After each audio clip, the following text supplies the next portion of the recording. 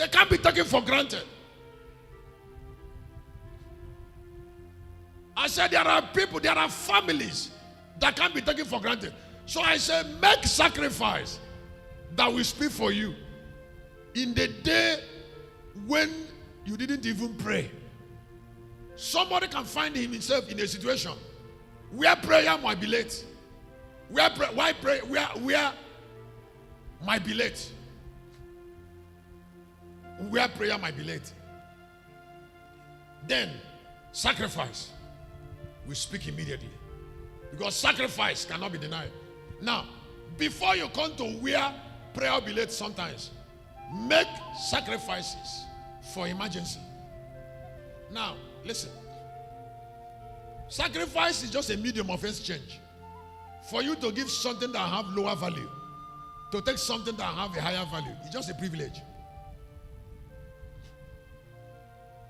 I said to give something that have a lower value for something that have a greater value. What a privilege. That Jesus gave his life as a man and took the life of the Son of God. What a privilege. And they multiplied 2 billion believers. Just because of understanding that sacrifice will voice out in the days when we need the voice. As a sacrifice we voice out.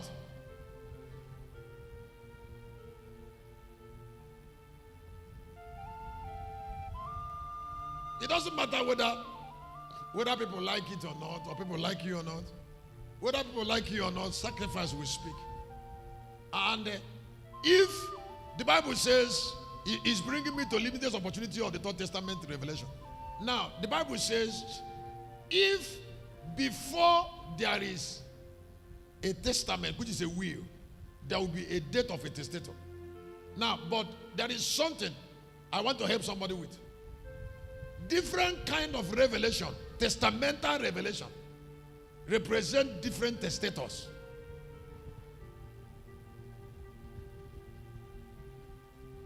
There are some people don't know that the Lion of Judah is a testator. That is somebody who will die for his will to be fulfilled. He will die for that will to be fulfilled. A will not stand until the testator dies. That means for every purpose on earth, there must be a sacrifice. For every will. Can I tell you something? The spirit of royalty and honor inspires it. If somebody is struggling with sacrifice, there is no royal. Thrones cannot be built without it. Crowns cannot be made without it. All burning bodies are sacrificial bodies. They have to burn to produce light. That's why they're sacrificial. Now, Jesus died on the cross. Not necessarily because he will die. He wants to die. But there is no alternative because my king is a testator. He has to die for the New Testament will to be accomplished. There is something he was saying. He must die to get support to make it happen. So I said, the Third Testament revelation has limitless opportunities. That means there are so much the will of Christ, the Lamb, have not accomplished. The will of Christ, the Lion, will accomplish it. I said the will of Christ, the Lion, will do what? That is why I said lions shall eat straw like the ox. Now, when you talk about lion eating straw like the ox, you're talking about the manifestation of the will of the Third Testament testator. I said the will of the Third Testament testator. When we talk about Third Testament, it's a will that will be found in a book. It is a life of a testator. And then until the life of the testator is taken, the will not be enforced.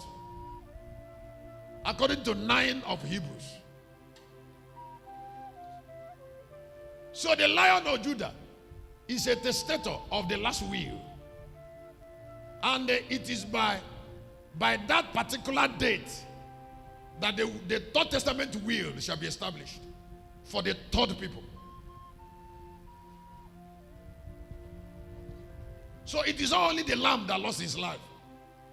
The lion will still lose his life to establish a will. In a testamental battle, the battle a man fight with will. A will in battle. Now the Bible says